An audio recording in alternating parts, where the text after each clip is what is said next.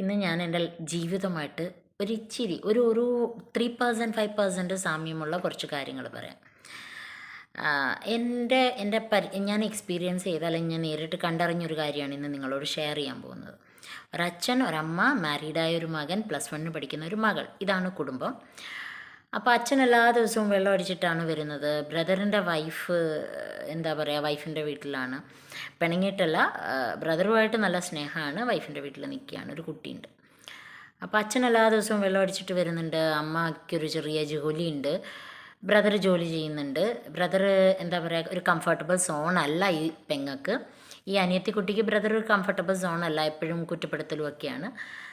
അപ്പോൾ ഇവള് അച്ഛൻ വെള്ളം അടിച്ചിട്ട് വരുന്നതിൽ ഇവള് കംഫർട്ടബിൾ അല്ല. ഇവള് മെൻ്റലി ഫ്രസ്ട്രേറ്റഡ് ആയിട്ട് ഇവളതിനെ ചോദ്യം ചെയ്യും. അപ്പോൾ അച്ഛൻ അവളെ ഒരു പ്രാവശ്യം അവളെ ദേഹോപദ്രവം ചെയ്തു. അവൾ വനിതാ പോലീസിനെ വിളിക്കുകയുണ്ടായി. പിന്നീടത് റിപ്പീറ്റ് ചെയ്യാൻ തുടങ്ങി. റിപ്പീറ്റ് ചെയ്തപ്പോഴത്തേക്ക് ഇവൾ മറ്റു അയൽക്കാരൊക്കെ കേൾക്കുന്ന രീതിയിൽ കരഞ്ഞുകൊണ്ട് ഇറങ്ങി ഓടുകയും ഒക്കെ ഉണ്ടായി. പിന്നീട് അതിനനുബന്ധിച്ച ഒരു ഇൻസിഡൻറ്റും കൂടെ പറയാം. അത് ഇതാണ്. ആ കുട്ടി ഒരു 3 വീടിനപ്പുറത്തേക്ക്, ഇതൊക്കെ കഴിഞ്ഞതിന് ശേഷം എപ്പോഴും ഒരിക്കലും ഒരു 3 വീടിനപ്പുറത്തേക്ക് പോകുമ്പോൾ ഈ വീടിന് തൊട്ട് അയലത്തുകാരി അവിടെങ്ങും പരിചയമില്ലാത്ത ഒരു ആളുമായിട്ട് സംസാരിച്ചുകൊണ്ട് നിൽക്കുമ്പോൾ ഈ കുട്ടി പാസ് ചെയ്യുമ്പോൾ പറഞ്ഞ ഡയലോഗ് ഇതാണ് ഇതാണ് അഹങ്കാരി. കണ്ടോ, അവൾ പോകുന്നുണ്ടോ? ഒരു കൂസലില്ലായ്മ കണ്ടോ?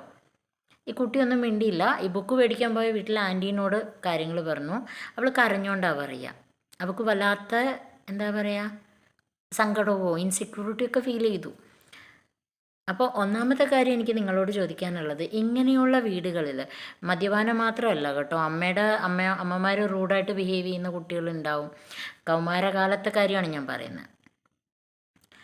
അപ്പോൾ അങ്ങനെയുള്ള കുട്ടികളാണോ തെറ്റ് ചെയ്യുന്നത്, അതോ പാരൻസ് ആണോ? രണ്ടാമത്തെ ചോദ്യം, ഈ അയലത്തുകാർ ചെയ്തത് ശരിയാണോ? 50 വയസ്സുള്ളൊരു സ്ത്രീ ചെയ്യേണ്ട പ്രവൃത്തിയാണോ അത്? 50 എന്നല്ല, 30 മേളിൽ, അല്ലെങ്കിൽ 25 വയസ്സിന് മേളിലോ 30 വയസ്സിന് മേളിൽ പ്രായമുള്ള ഒരു സ്ത്രീയോ പുരുഷനോ 12 13 വയസ്സുള്ള ഒരു കുട്ടീനെ, അല്ലെങ്കിൽ 15 വയസ്സുള്ള ഒരു കുട്ടീനെ കാണേണ്ട ഒരു കണ്ണുണ്ട്. അപ്പോൾ ഇത് രണ്ടുമാണ് എനിക്ക് ആദ്യം പറയാനുള്ളത്. പിന്നെ രണ്ടാമത്തെ കാര്യം, എൻ്റെ ലൈഫുമായിട്ട് സിമിലറാണെന്ന് ഞാൻ പറഞ്ഞതിന് കാരണം, ഇപ്പോൾ എന്നോട് ആരെങ്കിലും ചോദിക്കുകയാണ്, എൻ്റെ 2 മക്കളിപ്പോൾ അഡൽട്ടാണ്. ഒരിക്കൽ അവർ 2 പേരും ടീനേജേഴ്സ് ആയിരുന്നു. അപ്പോൾ എൻ്റെ പാരൻറ്റിങ് ആ സമയത്ത് പെർഫെക്റ്റ് ആയിരുന്നു ഞാനിങ്ങനെ ഉപദേശിക്കാൻ? ഒരിക്കലും അല്ല. ഞാൻ വളരെ സത്യസന്ധമായിട്ട് പറയുക, എൻ്റെ പാരൻറ്റിങ്ങിൽ അതിൻ്റേതായിട്ടുള്ള ഡിഫക്റ്റ് ഉണ്ടായിട്ടുണ്ട്. എനിക്ക് കറക്റ്റായിട്ട് ചെയ്യാൻ പറ്റുമായിരുന്ന, കറക്റ്റായിട്ട് ഡീൽ ചെയ്യാൻ പറ്റുമായിരുന്ന കാര്യങ്ങൾ ഡീൽ ചെയ്യാൻ എനിക്ക് കഴിയാതെ പോയിട്ടുണ്ട്. അതിൻ്റെയൊക്കെ ഒരു റിഗ്രറ്റും അതിൻ്റെയൊക്കെ ഒരു സങ്കടവുമാണ് ഞാൻ ഈ വീഡിയോ ചെയ്യാൻ തന്നെ കാരണം. എന്തുകൊണ്ടെന്നാൽ കൗമാരകാലത്ത് കുട്ടികളിൽ ഏൽക്കുന്ന മാനസിക സംഘർഷങ്ങളും കുട്ടികൾക്ക് നമ്മൾ കൊടുക്കുന്ന കുറേ കാര്യങ്ങളുണ്ട്. സന്തോഷമുണ്ട്, സങ്കടമുണ്ട്. പക്ഷേ ഈ സങ്കടങ്ങളുടെ തോത് ഒരുപാടായിക്കഴിഞ്ഞാൽ അവരുടെ ഫ്യൂച്ചറിനെ പോലും അത് വല്ലാതെ ബാധിക്കും. നമ്മുടെ കുട്ടികളല്ലേ, നമ്മളല്ലേ അവർക്ക് കൂടെ നിൽക്കണ്ടേ. അപ്പോൾ ഇതൊക്കെ പാരൻസ് ഒന്ന് ചിന്തിക്കണം കേട്ടോ. നിങ്ങളിൽ പലരും അച്ഛനും അമ്മയൊക്കെ ഉണ്ട്. അപ്പോൾ കുട്ടികളെ ഹാൻഡിൽ ചെയ്യുമ്പോൾ വളരെ കെയർഫുള്ളായിരിക്കണം. കാരണം ഇവരാണ് നാളെ വളർന്ന് വലിയ ആൾക്കാരായി വന്നത്.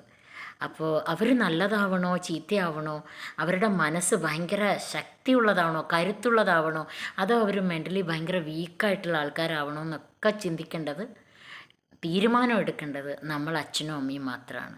വേറെ ആരുടെയും കയ്യിലല്ല. ഒരു പരിധി വരെയും അമ്മയുടെയും അച്ഛൻ്റെയും പിന്നെ ടീച്ചേഴ്സിൻ്റെയും കയ്യിലാണ്. So thank you so much for watching.